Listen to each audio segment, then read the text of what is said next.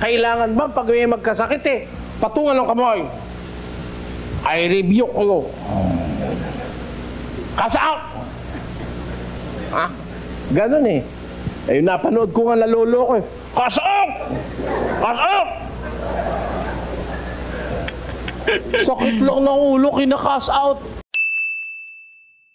Magandang araw po sa inyong lahat. Sir JR po ng Usap-Usap University at mga ka-U3. Welcome back na naman po sa ating channel. At sa mga baguhan po, sa mga visitors po natin, tuloy po kayo dito po sa U3. Ang atin po ginagawa rito, tayo po ay nagbibigay ng mga reaksyon sa mga Bible study, preachings, debate, at iba pa. Pero sa ating special episode ngayon, ito po ay actually continuation. Parang parang part 2. Dahil kung maalala nyo pa po, the last episode po about kay Brother Eli sa kanyang Bible study ay patungkol po sa gamot. At kanya pong binigyan ng pagpupuna yung mga ministro, yung mga pastor na nagsasabi na ang sakit daw ay nagmula sa kasalanan, na sa Diyos, parang sumpa ng Diyos. For this episode, ang title po ng Bible study na ito, sa ilang bahagi nahahati ang mga sakit na sinasabi ng Biblia. So ito po of course is from MCGI Productions, pero nakuha po natin to from James Santos YouTube channel. So anyway mga ka-U3, sa aking background sa pag-aanalisa, ako po ay dating university debater mula po sa MSU IIT sa loob po ng 3 taon. Ako rin po ay nakapagdebate sa ABS-CBN News Channel at ako ay member ng isang international public speaking organization, ang Toastmasters International. Mga ka-U3, alam niyo na po yan. Lagi tayong may paalala na hindi po ako member ng Church of God, so expect po mga ka-U3 na posible po akong mag-disagree sa mga napapanood ko or mag-agree of course sa mga napapanood ko. Always remember, hindi po tayo nag-endorso dito ng particular na relihiyon. Tayo lamang ay isang fair reactor sa mga pinapanood po natin ng mga source video na requested din po mula po sa U3 community po natin. So if everything now is ready, and bago ko makalimutan, konting like naman dyan mga ka-U3, yan po ang ating tuition fee sa ating Usap-Usap University. And so if everything now is ready, let us watch this video together. Sabayan niyo po ako. Let's go. Ngayong gabi, aalamin po natin ang mga gamot sa mga sakit na ito. At aalamin natin, umpisahan natin sa ganitong tanong. Sa ilang bahagi nahahati ang mga sakit na sinasabi ng Biblia. Yun hong sakit, salitang sakit sa Biblia, ano ho yun? Yun ba iisa lang ang tinutukoy pag sinabi yung sakit? Pakinggan nyo po sa Marcos 2:17. At nang ito'y marinig ni Jesus, ay sinabi niya sa kanila, hindi nangangailangan ng manggagamot ang mga walang sakit, kundi ang mga may sakit. Ayan, sabi ni Kristo, hindi nangangailangan ng manggagamot ang mga walang sakit, kundi ang mga may sakit. Generally speaking, totoo naman yun Will you agree with me that if you do not have a sakit, you do not need a doctor? In fact, sometimes even if we are sick, we do not want to see a doctor. Payag mo kayo? Minsan nga may sakit na tayo, ayaw pa rin natin sa doktor Merong may sakit, tinitiis niyang wag makipagkita sa doktor. Sabi ho ni Kristo, yun daw may sakit, nangangailangan ng doktor. At yung walang sakit, hindi nangangailangan ng doktor. Doon ho sa isang miracle dyan ay hindi kailangan talaga doktor. Dadalin daw sa pastoral house. Pastoral house. Ayun. In any manner, hindi kailangan ng doktor. Ang kailangan pastoral house. Pero pag yung mga anak niya at asawa nagkakasakit, dinadala sa doktor. Gusto niyo pruweba? Magtanong kayo sa Makati Medical Center. Pero sa TV, kung panoorin mo, para talaga hindi kailangan ng doktor. Ang sumasampalataya, hindi nangangailangan ng doktor. labag kay Kristo, mali yung salita nila. Sapagkat ang tama yung kay Kristo. Kaya yung mga tao na yan, anti-Kristo yan eh. Sa bakit? Si Kristo may sabi ang walang sakit, hindi nangangailangan ng manggagamot, kundi ng ang mga may sakit. Ano ngayon ang ibig iturong espiritual? Nagdaan tayo sa general menting kahulugan. Let us be specific. Ulitin natin, saka natin ituloy. At nang ito'y marinig ni Jesus, ay sinabi niya sa kanila, hindi nangangailangan ng manggagamot ang mga walang sakit, kundi ang mga may sakit.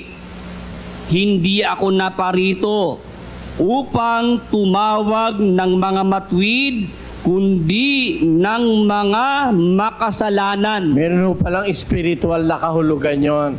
Bagaman yun can be applied materially, maia-apply din palang spiritual Spiritually. yon. Alin yon? Sabi niya, hindi nangangailangan ng manggagamot ang mga walang sakit, kundi ang mga may sakit.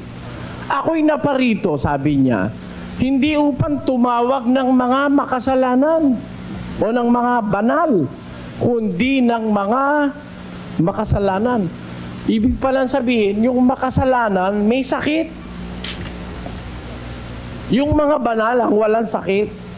Pero yung mga makasalanan may sakit. At ang sakit ng mga makasalanan ay sakit espiritual at nangangailangan ng doktor espiritual na walang iba kundi ang ating Panginoong Hesukristo.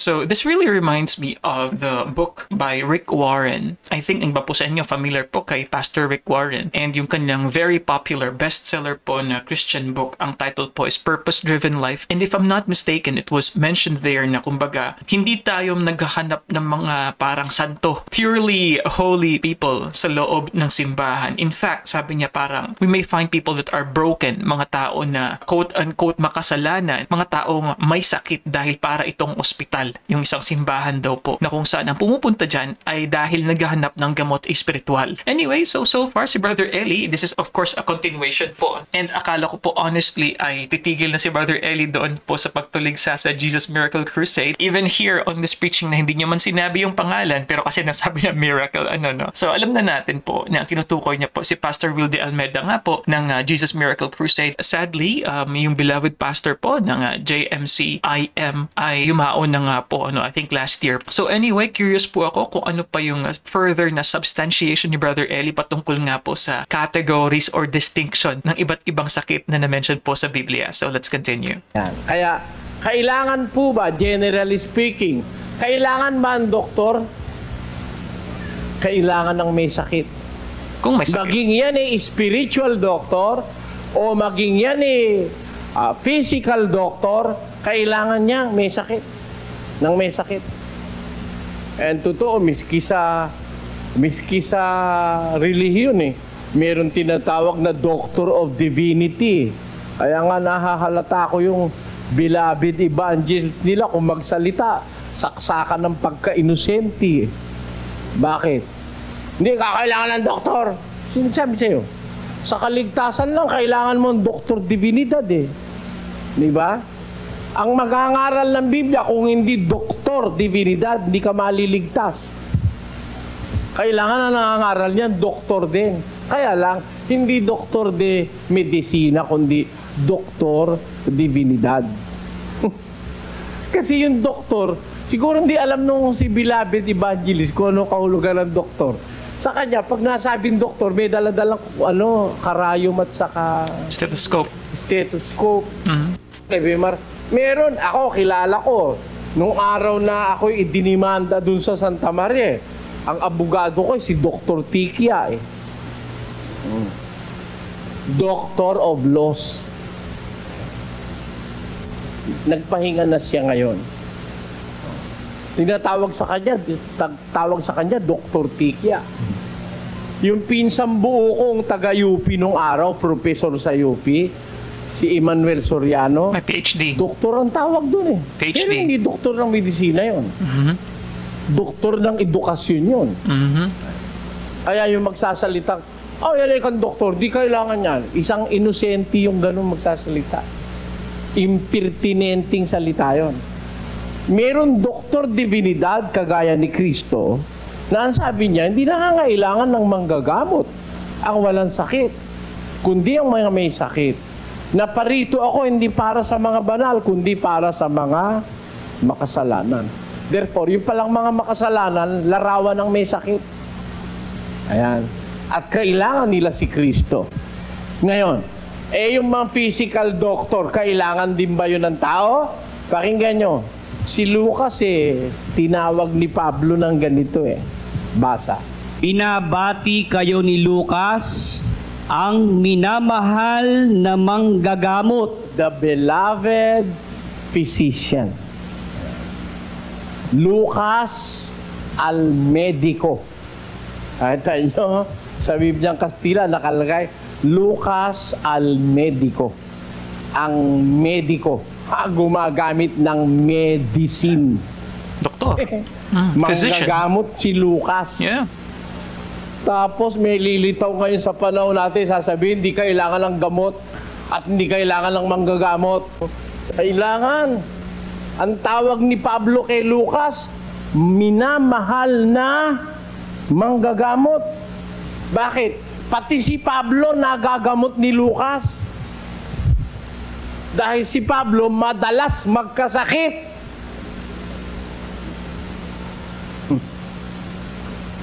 Kaya minamahal na manggagamot ang tawag ni Pablo kay Lucas kung yan nung maanib sa iglesia, kung doktor si Lucas hindi na kailangan ng doktor. Sana inalis na ni Pablo yung titulo ni Lucas na doktor. Mana pa, hindi niya inalis, tinawag niya pang the beloved physician. Nakita niyo? Gusto niyo basahin ko sa English? Basahin natin. O ikaw na lang bumasa. Luke, the beloved physician, and Demas greet you. Ayon. Luke, the beloved physician, and Demas greets you. Ano sabi ni San Pablo? Kaya, ang tawag beloved physician minamahal na manggagamot. Kasi talagang doktor nga by profession si Lucas, isa sa mga ebanghelista. Doktor siya Kaya, nung makita niya si San Pablo yung nangangailangan ng kanyang assistance, isinama ni Pablo sa mga lakad niya. Laging siya ang kasama ni Pablo. Bagaman yung ibang kasama ni Pablo absent, si Lucas hindi Pakinggan nyo sa Timoteo. Si Lucas lamang ang kasama ko. Kaunin mo? Kaunin mo si Marcos at ipagsama mo. Bakit? Sapagkat siya'y napapakinabangan ko sa ministeryo. Kita nyo, sa ministeryo, ang gustong kasama ni Pablo, si Marcos. Kasi nung panahon na yon, si Lucas lang ang kasama ko. Tawagin mo rin naman, kaunin mo si Marcos sapagkat napapakinabangan ko siya sa ministeryo. By these verses, we have proven na ang manggagamot o ang doktor hindi bawal, hindi masama. Kaya masasabi ko, yung mga doktor dyan sa samahan na yan, umalis na kayo dyan, lipat na kayo rito sa amin. Hindi kayo kinikilala yung leader nyo dyan dito, kikilalanin namin kahit mamahalin pa namin kayo bilang mga minamahal na manggagamot. Kaya ng mga manggagamot namin dito. Ayan, may mga doktor tayo. Oo nga, no? I haven't really thought about it. Siyempre, sa isang relihiyon na hindi naniniwala sa paggagamot ng mga doktor, ano kaya mangyayari po sa mga members po nila na nasa medical profession? It's like saying also, in a way, for those churches that don't believe about, for example, mental health disorders, ano ang magiging silbi ng kanilang mga psychiatrist tsaka psychologist members? Parang ganun din, in a way. Dahil nga po, ang sinasabi dito ni Brother Eli, kahit sa Biblia nga, beloved doctor yan, And this actually is quite same with a book that I have read, a long time ago sa Reader's Digest, Dear and Glorious Physician. Isang aklat patungkol nga po kay Luke. So, given that fact, mga ka-youth, Brother Eli is saying na kung nandito nga sa Biblia, ang pag-refer sa isang mediko, it means it is accepted and hindi masama na magkaroon ng doktor at panggagamot, mga ka-youth. I just really wonder, ano ang limitation nila as to what is considered as a medicine or not. Kunwari po, masakit yung kanilang katawan, meron silang say trangkaso or meron silang lagnat, so I'm guessing hindi sila magte-take ng gamot, pero pag serious na po like cancer, sila ay magte-take na po ng gamot or hindi po talaga totally. If that's the case, does it also mean that yung mga anak po nila ay totally walang vaccine if they would consider vaccine within the scope of being a medicine, mga ka-youth? How about vitamins? Vitamins technically are not medicines, diba? They are supplements, and the minerals that we get from supplements, for example, ay the same minerals nung din naman at supplements that we get from food. So does it mean na lusot po ang supplements po para sa kanila? Kinikilala namin yung kanilang pinag-aralan. Pag masakitan siya namin, tinatanong namin sila, Doktora, nakakain ako ng saging na bungulan eh. O, Doktor, hindi ako makahingi. Ano ho ba ito? Kasalanan ba to, Doktor? Kasi sabi nung mga ngaral nila, ang sakit bunga ng kasalanan. Sino nagsabi sa'yo ang sakit bunga ng kasalanan? Wala namang kasalanan ginawa, napagod lang dahil kay Kristo. Nagkasakit grabe pa nga ang sakit ni Epaprodito pagka si Epaprodito nakausap nitong beloved nilang evangelist na ito, ang sasabihin nito, Epaprodito, malaki ang kasalanan mo dahil nagkasakit.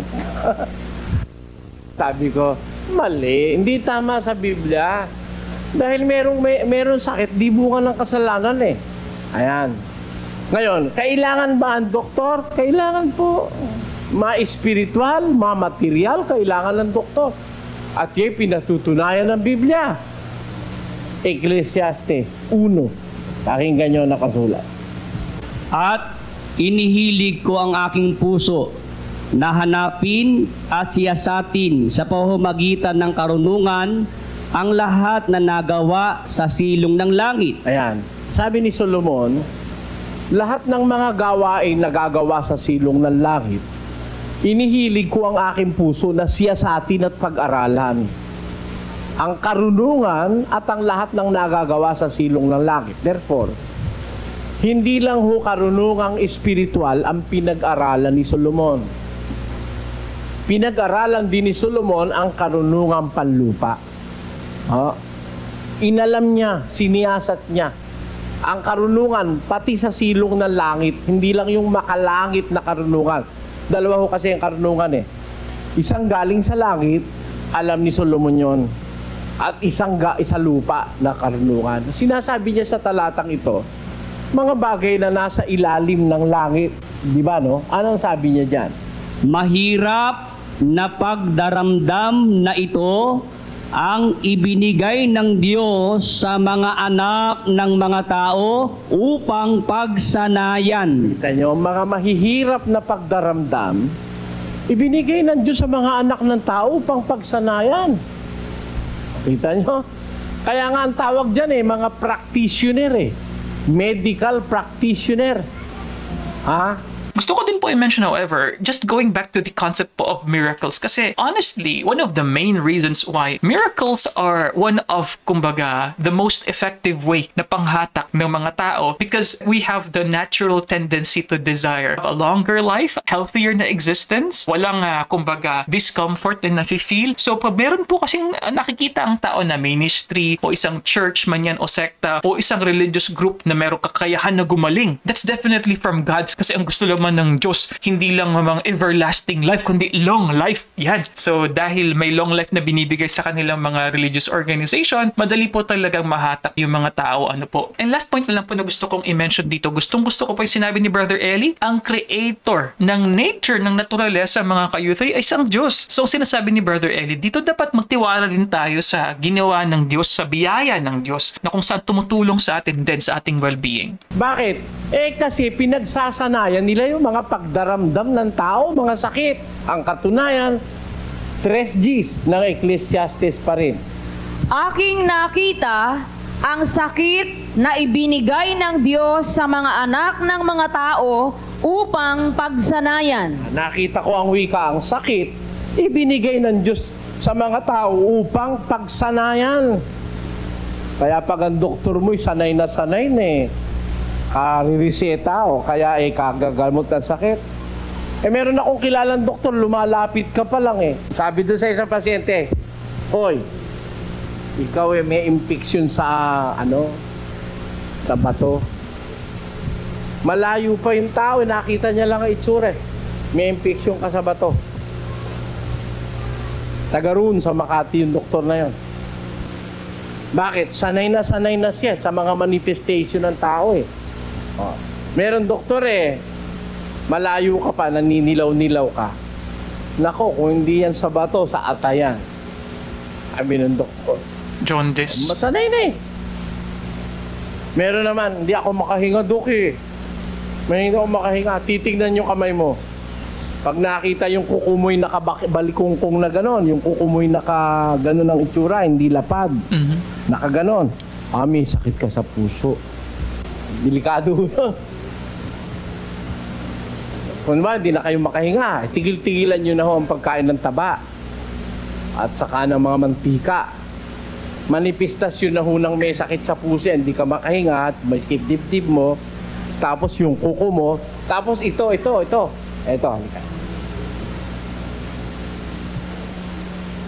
Pagka ito po, medyo nakatambok ito, medyo may ibig sabihin ho sa puso yon. Pero pag halimbawa, mataba ka, pero butas pa rin ito, meron pa rin hukay dito, masigla ho ang puso ng ganon. Kapain nyo ngayon yung inyong mga dito. Sabi sa Biblia kasi ang sakit, ibinigay ng Diyos sa mga tao upang pagsanayan. Pagka nasanay ka talaga, ako lang, hindi ako doktor Ako, hindi ako doktor. Pero in cases of emergency, hindi natin pababayaan ang ating kapwa-tao na basta na lang manigas. Nag-aral ho tayo ng kapiraso sa medisina Kung hindi nga ako nadapa, doktor na sana rin ako sa medisina. Pero, pag-uusap mga pang first aid sa mga taong nangangailangan ng tulong, ginagawa ko sa kapatiran yun Kaya sa aming pagtitipon, pagka medyo may nahihilo, ang takbo sa akin May mga gamot akong nakahanda ron para sa mga may sakit ng tiyan, mga herbal pa. Kala nyo ba, papainumin ko kayo nung kung ano-anong gamot na butika lang? Pagkakaya ng herbal, mas walang side effect yun Meron akong galing na gamot sa Hong Kong, sa Shanghai. May galing akong gamot sa Tokyo, meron galing sa China, mga herbal medicines yan O yan ang binibigay ko. Kasi masasanay ka naman Hindi ba? Malalaan mo naman talaga yung sakit Pagka ang sakit mga pasipon-sipon, pasakit-sakit ng ulo, giniginaw, dalawang kahulugan ng giniginaw na yun. Maaaring kulang na ang tubig sa katawan, maaari naman daladala ng trangkaso yung pagkaginaw-ginaw na yun. Ayun. Maaari naman daladala naman ng malaria. Di ba? Maaari rin daladala naman yung ginaw na yan ng Mga sintomas ho kasi yan Kaya po, dapat natin maintindihan yan, paraan ng Diyos, ibinigay ang sakit sa mga tao para mapagsanayan, para patibayin ang ating katawan. Kasi pag halimbawa, yung sakit mo, nagkatigdas ka nung maliit, 2 beses, tandaan mo, hanggang mamatay ka, hindi ka natitigdasin. Immunity. Tandaan nyo po, tinigdas ka 2 beses, pag hanggang mamatay ka, hindi ka natitigdasin. Pero kung minsan ka palang tinigdas, meron nung possibility magkaroon ka uli. Halimbawa naman nagkaroon kang beke, Mumps. sabay, 2. Tandaan mo, hanggang mamatay ka, hindi ka na magkakabeke. Pero pag isa lang yung beki mo, kanan lang, antayin mo, tutubo sa kaliwa sa ibang panahon. O kaya magkakasabay. Yan. Ba't natin alam yon? Kasi pinagsanayan na ng tao yan, may record na ang history dyan eh. Oh. Nakita na ng tao ang mga konsekwensya ng mga bagay-bagay ukol sa sakit. Kaya, hindi masamang pagsanayan ng sakit. Malalaan mo, ngayon mo, meron tinatawag tayo, maraming therapy sa sakit eh. Oh. Ngayon, pag-aaralan natin ito. Masama ba ang manggamot ng sakit? Oh? Kailangan ba pag na may kasakit eh, milagro na lang tayo ng milagro? Okay, before we continue mga ka-U3, this is based on actual, experiences na syempre naririnig natin sa ating mga kaibigan. And I remember this story where ang papa ay pastor at ang mga anak ay nagkasakit, And then, if I'm not mistaken, on the early stages of the child's life, ang alam ko po, ng mga toddler pa yung mga bata, sinasabi nila sa papa nila, Papa, ipag-pray nyo na po ako para mawala na yung sakit ko. Kasi sa kanyang paniniwala, nung pastor, ng ama nila, hindi sila pinagtitake ng gamot, kung maaari ay ipag-pray lang or ilay hands lang daw, gaganunin, ipipray over, ayan. So, for the good or the bad, I don't know. But in general naman mga ka-U3, kung severe naman po ang nararamdaman ninyo, syempre po kinakailangan nyo na pong pumunta po talaga ng mga doktor, po. And as much as faith is good, but yung kasanayan ng ating mga doktor, ang expertise ng ating mga espesyalista, ay biyaya naman po yan ng Diyos. That's a gift of God. Yung learning po na nakuha po nila ay biyaya po para po makatulong po sa ating mga sakit, di ba po mga ka-U3? And gusto ko lang din po i-mention itong na-mention ni Brother Eli sa ideya po ng kasanayan na binigay ng Diyos. Ako personally, coming from my own real experience, ang anak ko po kasi dati ay masakitin. Ngayon, still ngayon, di ko naman masabi na totally healthy. Pero nung especially 1 or 2 years old po yung anak ko, ay ang dami pong sakit. Almost every month nagkakasakit. And honestly, kapag alam niyo na po yung mga basic po na sakit ng mga bata, masasanay din po kayo eh. Kapag medyo mainit na siya, alam niyo na yung gagawin niya, ano na yung mga parang pagdududa mo. Kapag nagreklamo na masakit ang kanyang tiyan, o may mga nakikita kang mga pantalpan, so matututo ka rin po with experience. And that is similar to what Brother Eli is saying here mga ka-U3. Although gusto ko pong malaman, sa ideya nga po ng pagbibigay ng Diyos ng sakit sa atin, yung isang bata ay isinilang na may, for example, congenital disease, hydrocephalus, o may mga sakit po na mga severe, when they were born. Ano po kayo masasabi ng Biblia po dyan? Kasi personally, may mga naririnig po ako na matatanda nagsasabi, parusa yan ng Diyos sa inyo kasi kayo naging makasalanan kayo nung single pa kayo o naging makasalanan kayo bago kayo nagkaroon ng anak, or I don't know, maybe kasalanan kasi yung pagsasama ninyo kaya yan, naging ganyan yung anak nyo, merong matinding sakit. So please comment below mga ka-U3, what do you think about that? Kasi still, that is related naman po with regards to diseases mga ka-U3. Kailangan ba pag may magkasakit patungan ng kamay? I rebuke you. Cast out! Ganon eh. Napanood ko nga nalolo ko eh. Cast out! Cast out! Sakit lang ng ulo, kina-cast out. Alam mo yung sakit ng ulo, maraming gamot dyan. Masakit ang ulo mo. Itong ating tenga, nakikita nyo? Ito ay larawan ng isang baligtad na bata sa bahay bata. Inverted fetus ito eh.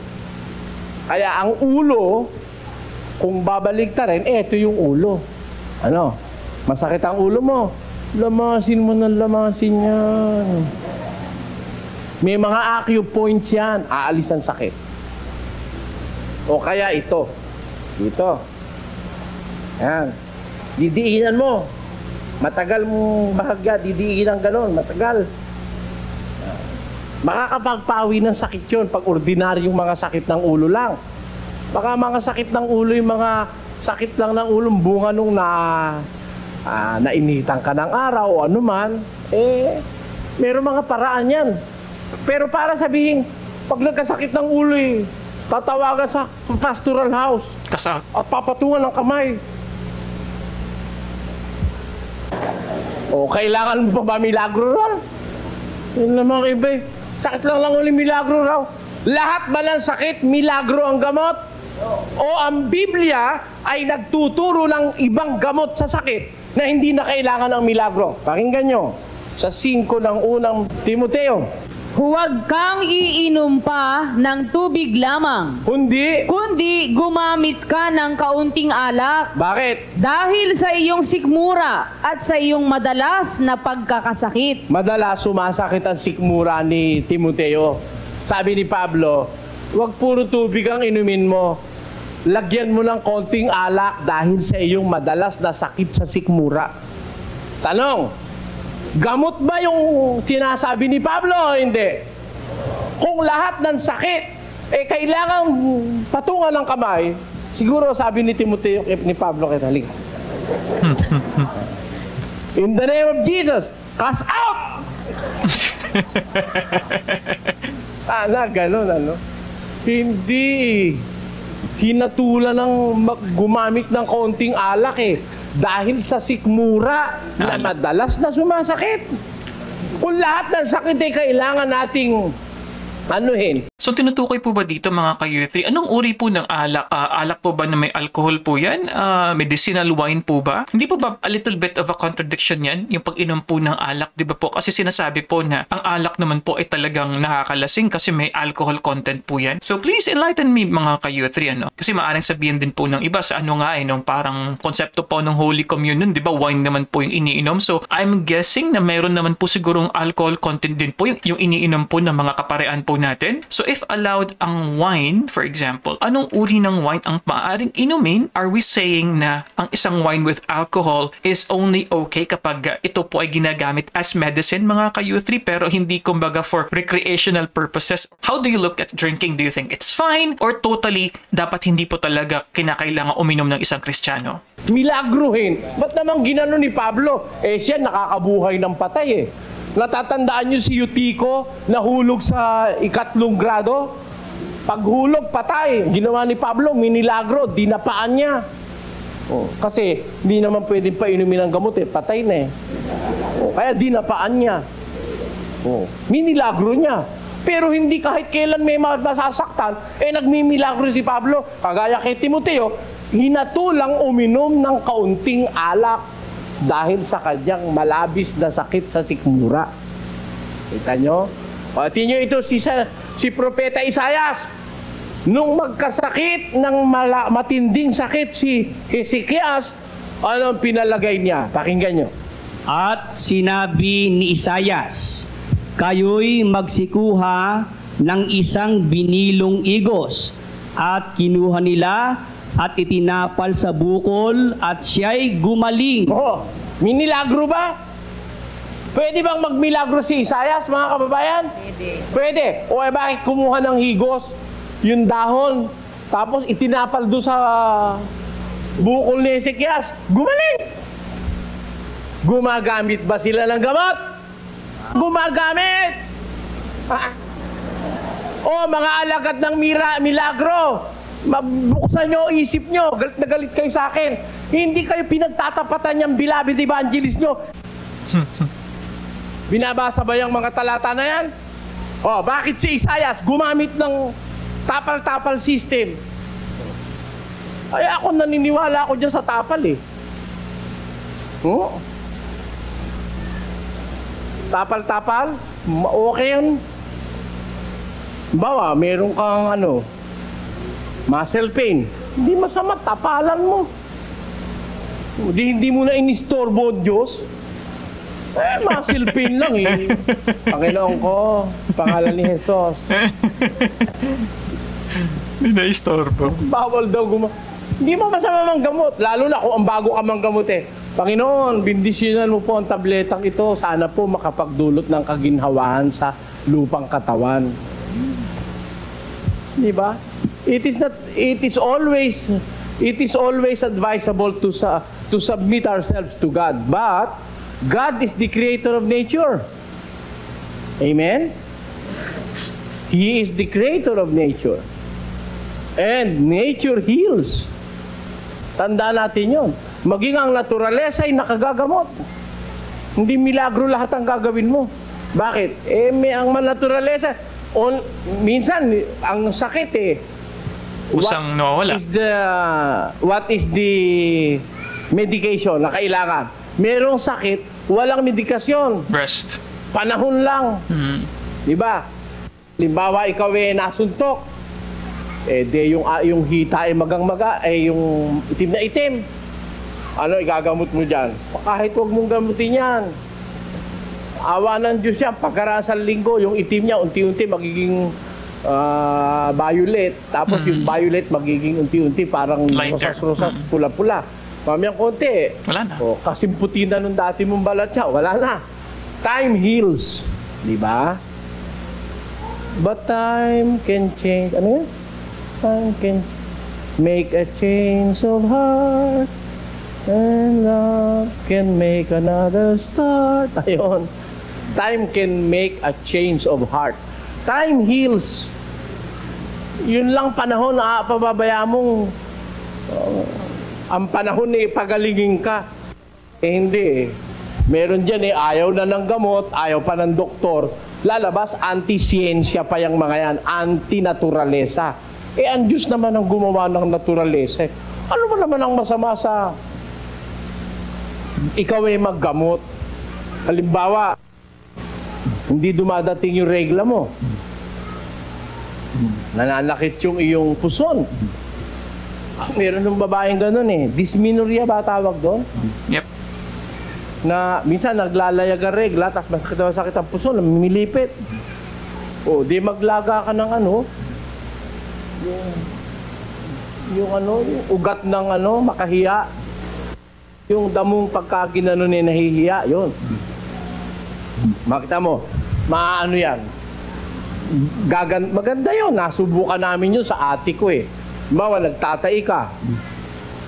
Kumuha ka ng balat ng duhat, yung puno ng duhat, kumuha ka ng balat nun. Yung bark of the tree ng duhat, lagay mo sa kaldero. Tapos kumuha ka ng dahon ng mansanitas, pagsama-samahin mo ron, pakuluan mo ng matagal, pag dalisay na, tunggain mo yung isang baso. Nako, parang nilagyan ng tapon niyang pagtatai mo. Ang husay nun. Kumain ka kaya halimbawa ng saging na butuan, o gamot sa pagtatay yun.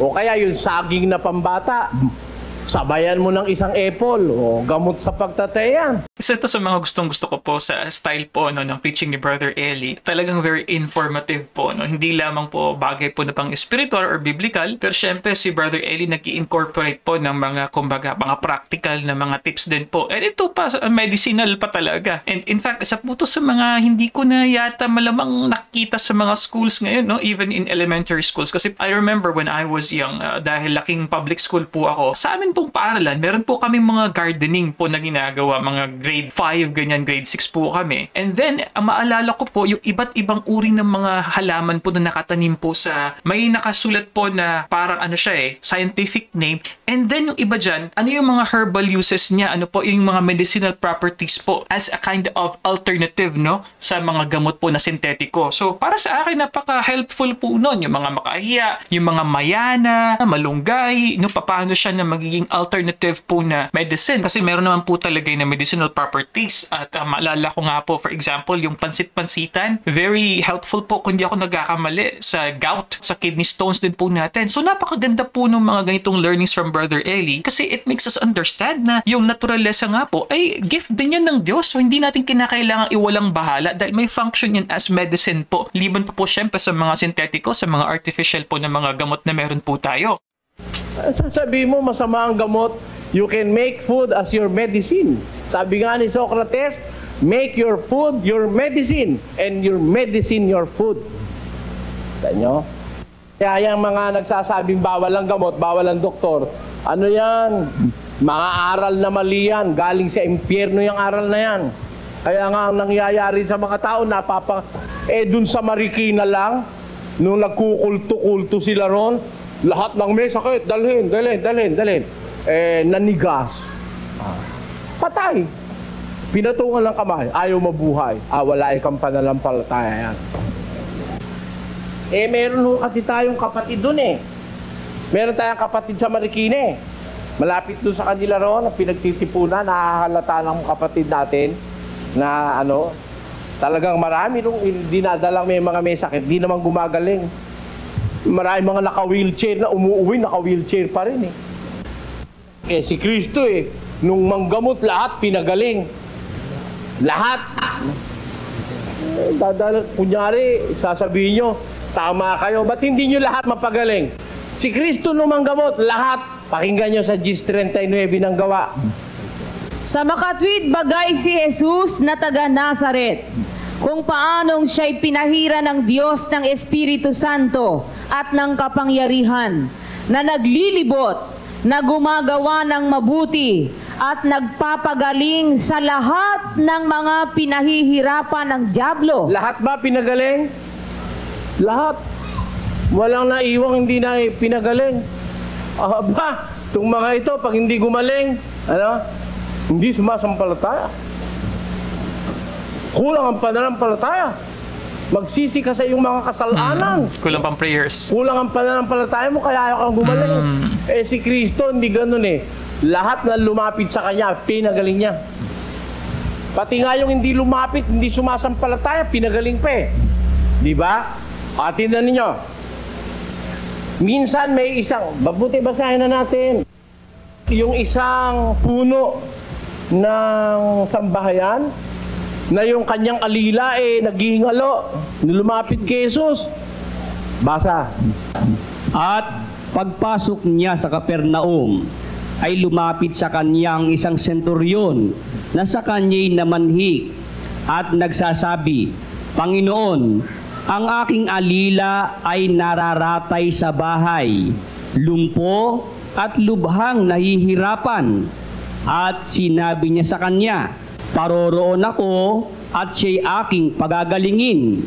At sumagot ang senturyon at sinabi, Panginoon, hindi ako karapat-dapat na ikaw ay pumasok sa ilalim ng aking bubungan. Datapwat, sabihin mo lamang ang salita at gagaling ang aking alila. Tuloy. Sapagkat ako rin naman ay taong nasa ilalim ng kapamahalaan na may nasasakupan akong mga kawal. At sinasabi ko rito, yumaon ka at siya'y yumayaon. At sa isa, halika at siya'y lumalapit. At sa aking alila, gawin mo ito at kanyang ginagawa.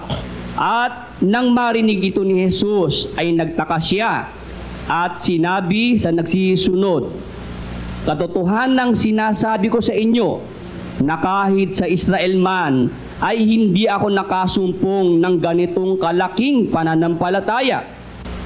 At sinasabi ko sa inyo na marami ang magsisipanggaling sa silanganan at sa kalunuran at magsisiupong kasama ni Abraham at ni Isaac at ni Jacob. Merong isang senturyon, yung kanyang alila, hirap na hirap sa sakit. Yung alila niya, walang malay. Hindi alam na yung senturyon lalapit kay Jesus. Nung lumapit yung senturyon kay Jesus, Panginoon, maawa ka sa alila ko. Sabi ni Jesus, kaya mo, pupunta ako sa bahay mo, papagalingin ko siya. Tinanong ba ni Jesus, may pananampalataya ba yung alila mo? Baka yun may kasalanan. Hindi nagtanong. Ang sabi ni Jesus, pupunta ako, papagalingin ko. Sabi nun senturyon, Panginoon, di man ako karapat-dapat na ikaw ay pumasok sa ilalim ng bubong ng bahay ko. Dahil alam niya, makasalanan siya sa kanyang sarili, sabi ng senturyon.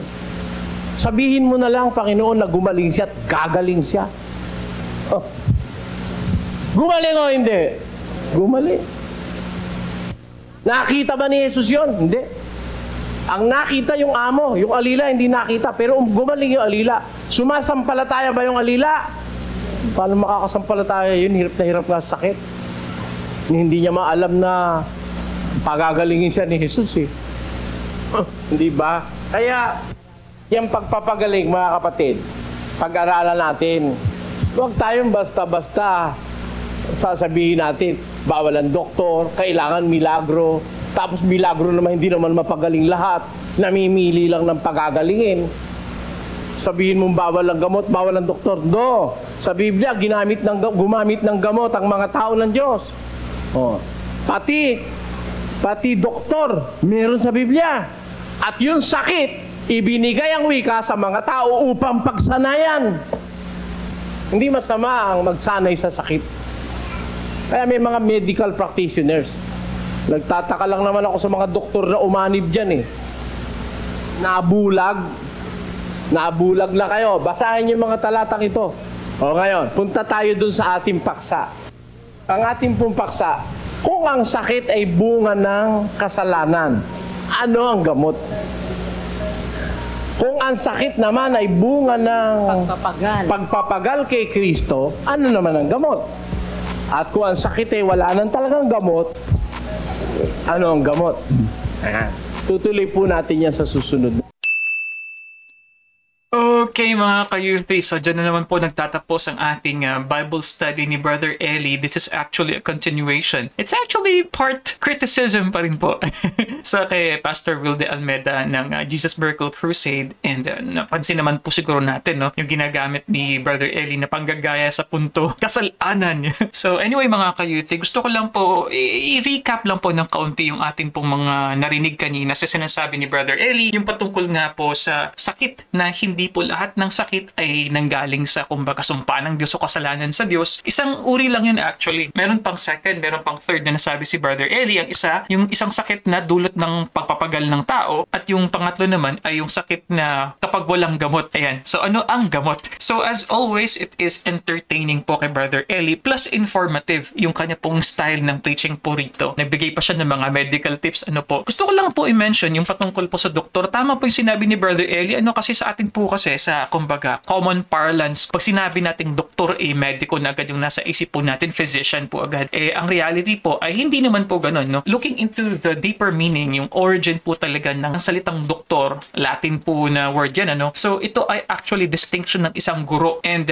in the olden times, yung pagre-refer po nila na doktor is actually isang teacher, guro nga, or isang scholar. Pero over time, mas naging common po natin na usage ngayon, yung isang mediko nga. Pero sa academic circle mga ka-U3, pag sinabi mo kasing doctorate or doctor, iba't iba po kasi yan, di ba? So meron tayong tinatawag na PhD, Doctor of Philosophy, DVM, Doctor of Veterinary Medicine. Sa amin naman po sa abogasya. So ang tawag naman po namin dyan is Juris Doctor naman po, JD. At syempre sa iba naman, doctor syempre, MD naman po yun. So iba't iba po yung function po ng label natin na doctor. And one more thing na gusto ko pong sabihin na I really like yung sinabi po ni Brother Eli na ang creator naman ng naturalesa, ng ating kakayahan na mag-recover naturally is ang Diyos naman din eh. So hindi natin pwedeng sabihin na yung mga medisina, yung mga natural na mga, for example, plants na pwede nating gamitin sa ating mga sakit ay bawal na. Hindi pwedeng puro miracles na lang. Ayan, naalala ko din po na sinabi ni Brother Eli. Hindi po lahat kinakailangan ng milagro kapag kayo nagkasakit. Sabi nga ni Brother Eli kanina, which really made me laugh. Sabi niya na kung meron kang sakit ng ulo, manggidistorbo ka pa sa Diyos. Something like that. So that was really funny for me. So mga ka-U3, what can you say about this episode? Lalong-lalo na po sa members po ng Jesus Miracle Crusade. Ito pong presentation po ngayon ni Brother Eli sa kanya pong Bible study. I believe we still have one more, no? Part 3 po yata. Kasi ito parang part 2 po yata ito eh. Sa part 3, if I remember, still it is with regards to the discussion naman po. Yung na-mention nga ni Brother Eli patungkol sa gamot kapag ang sakit ay wala ng gamot. Something like that. So as always mga ka-U3, if you like these kinds of contents, ito pong ginagawa natin sa U3, mga religious discussions, mga preachings, you can watch this video here, you can watch this playlist over here, and kung ikaw ay baguhan, mag-subscribe ka na para kapag nag-upload po kami ng bagong video ay may inform po kayo in real time. So I'll see you guys next time. Peace. Bye-bye.